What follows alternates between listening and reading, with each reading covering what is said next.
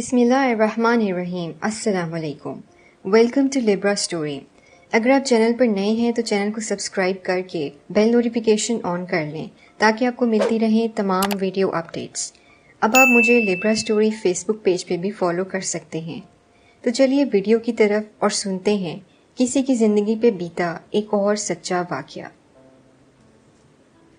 سرخ گلابوں اور موتیا کے پھول کی لڑیاں چاندی کے پایوں والی مسیری کے چاروں طرف ہلکورے لے رہی تھی، اور مسیری پر قیمتی سفید مخمل کا لمبا رواں اے کی خنکی میں اس کے اپنے وجود کی طرح لرز رہا تھا۔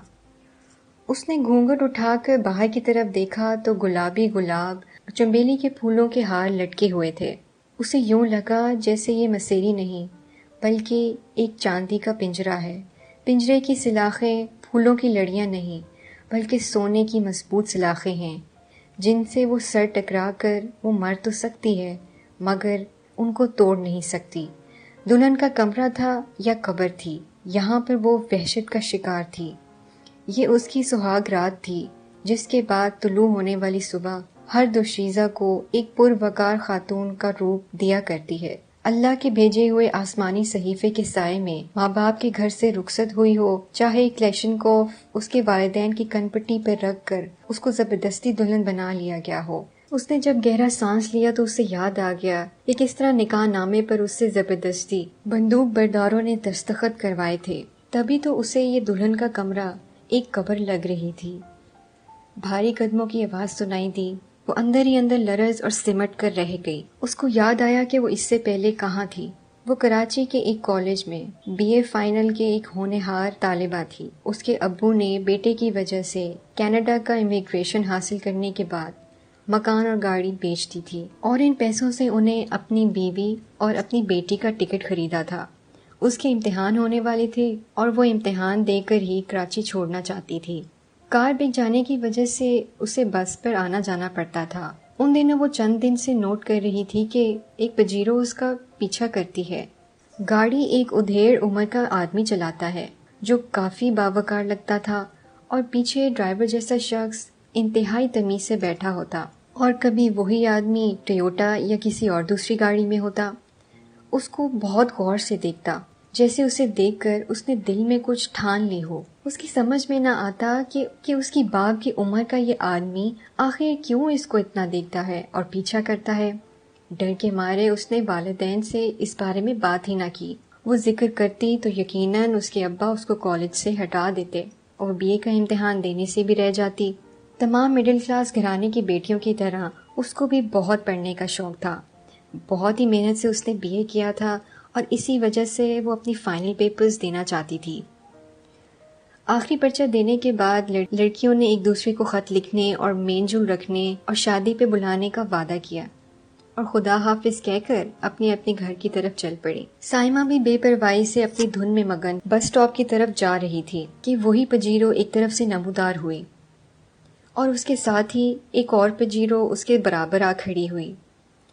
وہ ان پجیروں کے درمیان سے نکلنے کا راستہ بنا رہی تھی کہ یکایک ایک گاڑی کا دروازہ کھلا اور کسی نے دن دہاڑے اس کو گاڑی میں گھسیٹ لیا۔ پھر خبر نہیں کیا ہوا کہ وہ بے ہوش ہو گئی تھی۔ جب آنکھ کھلی تو ایک اجنبی ماحول نکلا۔ ایک آرام دہ بستر پہ لیٹی تھی اور وہی ادھیڑ عمر کا شخص سامنے کھڑا تھا۔ شازیہ کو ہوش میں دیکھ کر اس شخص نے شازیہ کی پیشانی سہلائی تو وہ گھبرا کر بستر سے اٹھ کر بیٹھ گئی اور جلدی سے کمرے سے باہر جانے لگی۔ تبھی وہ آگے بڑھا اور اس کو مضبوطی سے تھام لیا۔ خبردار، بھاگنے کی کوشش نہ کرنا۔ باہر میرے محافظوں کے پاس خوفناک کتے بھی ہیں۔ ہم اتنے امین نہیں ہیں کہ آپ کو ایک بھاری تاوان دے سکیں، اس نے لرزتی اور کانپتی آواز میں کہا۔ مجھ کو کسی تاوان کی ضرورت نہیں، صرف تمہاری ضرورت ہے۔ میں تم کو اپنی بیوی بناؤں گا۔ اس نے گھبرا کر اس شخص کو دیکھا۔ اس طرح مت دیکھو، میرے 2 محافظ تمہاری زبردست نگرانی کر رہے ہیں، اور جب تم اپنی والد کی گاڑی میں جاتی تھی تب بھی، پھر تم نے بس میں جانا شروع کر دیا تب بھی، تمہارا بھول پن اور دنیا سے بے خبری، اپنی دھن میں مگن ہو کر چلنا ہی مجھے بھا گیا۔ میں نے سوچا کہ تم کو حاصل کروں گا اور اپنے گھر کی ملکہ بناؤں گا۔ آپ پلیز مجھے گھر جانے دیں۔ یوں زبردستی کسی کو گاڑی میں ڈال لینا کوئی اچھی بات نہیں۔ میرا ایک دن بھی گھر سے غائب ہونا گھر والوں کے لیے قیامت سے کم نہ ہوگا۔ وہ رونے لگی۔ مجھے اندازہ ہے کہ تم شریف اور باکردار لڑکی ہو، اسی لیے تو میں تمہیں اپنی بیوی بنانا چاہتا ہوں۔ میں تم سے نکاح کروں گا، اس لیے کوئی خوف نہ کرو۔ اس کو روتے پا کر وڈیرے سائیں کو رحم آ گیا اور رات سے پہلے اس کے گھر کے دروازے پہ اتار کے چلا گیا اور کہا کہ اپنے والدین سے کہنا کہ انہیں تمہاری شادی صرف مجھ سے ہی کرنی ہوگی۔ گھر میں ماں باپ پریشان تھے، اس کو دیکھ کر ان کی جان میں جان آ گئی۔ کہاں رہ گئی تھی تم سائمہ بیٹی؟ ماں نے تقریباً روتے ہوئے کہا۔ اس نے سارا حال گھر والوں کو بتا دیا تو وہ اور زیادہ پریشان ہو گئی۔ ماں نے فوراً بیٹے کو کینیڈا فون کر دیا۔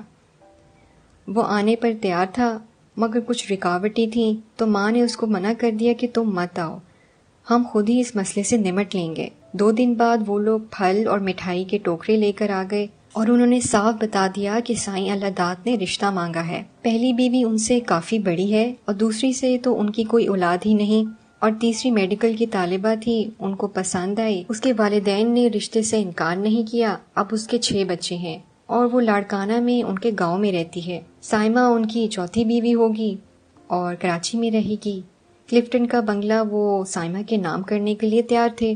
سائمہ کے ابو نے موقع کی مناسبت کو سمجھتے ہوئے تحمل سے باتیں سنی اور ان لوگوں کی چائے وغیرہ سے توازی کی اور مٹھائی اور پھولوں کے ساتھ ان لوگوں کو رخصت کر دیا۔ ان لوگوں کو گئے 1 روز ہی بیتا تھا کہ ابو کے ایک دوست کے ساتھ شہر کے مشہور سیاستدان ان کے گھر آئے اور ابو کو سمجھایا کہ سائیں اللہ داد کے ہاتھ بہت لمبے ہیں، بہتر ہوگا کہ آپ لوگ ان کی بات مان لیں۔ سائمہ کے والد نے ان کو یہ جواب دیا کہ وہ بیٹی کو زندہ قبر میں نہیں اتار سکتے۔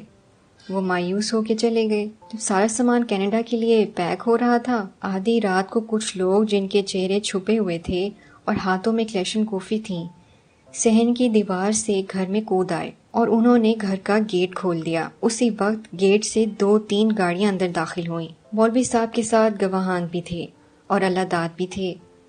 وہ لوگ نکاح کی تیاری کر آئے تھے۔ کلیشن کوفوں کے سائے میں مولوی صاحب نے نکاح پڑھایا اور سائمہ نے کانپتے ہاتھوں کے ساتھ نکاح نامے پر دستخط کر دیے، کیونکہ اس کو اپنے والدین کی اور اپنی جانیں عزیز تھیں۔ مہر کی رقم، مٹھائی کے ٹوکرے وہ لوگ صوفے پہ چھوڑ کر سائمہ کو گاڑی میں بٹھا کر لے گئے اور اس انوکھی رخصتی پر والدین حیران رہ گئے۔ 2 دن وہ بخار میں پڑی رہی۔ تیسرے دن گھر کی عورتوں نے اسے سجا کر دلہن بنایا۔ سائمہ کو گھر سے نکلنے کی اجازت صرف نوکرانیوں کے ساتھ تھی۔ چند دن بعد پتہ چلا کہ ماں تو صدمے سے چل بسی ہے اور باپ ان کی تدفین کے بعد بیٹے کے پاس چلا گیا۔ سر کے تاج نے اس کو سونے اور جواہر میں تول دیا مگر اس کی دل کی کلی پھر بھی نہ کھلی۔ اب وہ جی تو رہی تھی مگر مرنے کی آس پر۔ وہ دنیا کی واحد سہاگن ہوگی جس نے ہر بار یہی دعا کی، اے خدا میری گود کبھی ہری نہ ہو اور میری کوکھ ہمیشہ خشک رہے۔ سائمہ نے مجھے یہ بتایا کہ میں نے دل میں ہی ٹھان لی تھی کہ جب بھی موقع ملا میں اس شخص کو چھوڑ جاؤں گی جس نے زبردستی مجھ کو اپنی بیوی بنایا تھا، جبکہ دل نے اس کی بیوی بننا قبول ہی نہ کیا تھا۔ شادی کے کچھ عرصے بعد سائمہ پہ سختی اور نگرانی کم ہو گئی۔ یہ وہ زمانہ تھا جب الیکشن نزدیک تھے اور ایک نیا سیاسی کھیل کھیلا جا رہا تھا۔ سائیں اللہ داد بھی اس کھیل میں شریک اپنا حصہ لینے والا تھا۔ اس کے بار بار اسلام آباد کے چکر لگ رہے تھے۔ اسمبلی میں بیٹھنے کے چکر میں بے حد مصروف تھا۔ سائمہ کے ساتھ شادی کو اس نے ابھی تک چھپایا ہوا تھا تاکہ اس کا سیاسی کیریئر خراب نہ ہو۔ کسی طرح سائمہ نے اپنے والد سے کہہ کر امیگریشن کے کاغذات اور پاسپورٹ سب کچھ منگوا لیا تھا اور اپنا ٹکٹ بنوا کر سیٹ بھی کنفرم کروا لی۔ گھر کے نوکروں کو اس نے بتایا کہ سائیں کامیاب ہو کر گھر واپس آ رہے ہیں، اس لیے ان کو لینے وہ خود جائے گی۔ وہ ڈر رہی تھی کہ کہیں کوئی نوکر یا ڈرائیور اللہ داد کو فون نہ کر دے، اس لیے اس نے ایک نوکرانی اور ڈرائیور کو ساتھ لیا اور ایئرپورٹ آ گئی۔ جب ایئرپورٹ پہ اعلان ہوا تو ڈرائیور نے کہا کہ سائیں تو نظر آ ہی نہیں رہے۔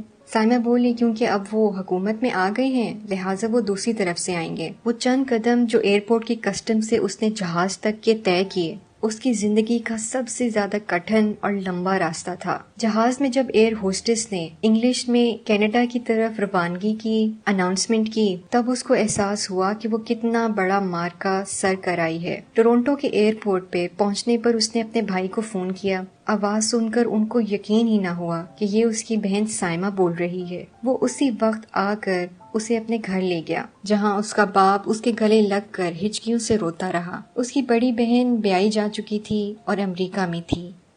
سائمہ نے اس کو فون کیا، وہ بھی فون پر دھاڑے مار مار کر رونے لگی۔ اللہ داد کا پاکستانی سفارت خانے میں کافی اثر رسوخ تھا۔ وہ کینیڈا آیا، مگر سائمہ نے اس سے ملنے سے انکار کر دیا اور خلا کے کاغذات بھجوا دیے، جو واپس آ گئے، لیکن قانونی طور پر اسے عدالت سے طلاق ہو گئی اور اس کے ساتھ کینیڈا کی اسلامی شرعی کونسل نے بھی خلا کی تصدیق کر دی۔ تاہم اس کے بعد سائمہ اور اس کے ابو کینیڈا میں نہ رکے اور امریکہ آ گئے، جہاں پر اس کی بہن کی نیشنلٹی کام آئی۔ وہ امریکہ میں ٹھہر گئی اور اس کے والد واپس کینیڈا چلے گئے۔ امریکہ کی یونیورسٹی سے اس نے ایم اے کیا اور پھر ملازمت اختیار کر لی، جہاں پر اس کی ملاقات ایک ڈچ نان مسلم لڑکے سے ہوئی۔ میری ملاقات سائمہ سے کیرولینا میں ہوئی تھی اور پھر اس کے ساتھ دوستی ہو گئی۔ تبھی اپنی زندگی کی یہ داستان اس نے مجھے سنائی، جو میں نے آپ کے سامنے بیان کر دی۔ وہ جب چھٹی کے دن پاکستان کی یادیں شیئر کرنا چاہتی ہے، میرے پاس آتی ہے، ہم گھنٹوں بیٹھ کے باتیں کیا کرتے تھے پاکستان کے سرمایہ کاروں اور وڈیرا شاہی کے بارے میں۔ وہ کہتی تھی، دولت کی خاطر پڑھی لکھی لڑکیاں ایسے مردوں سے شادی کرنے کے خواب دیکھتی ہیں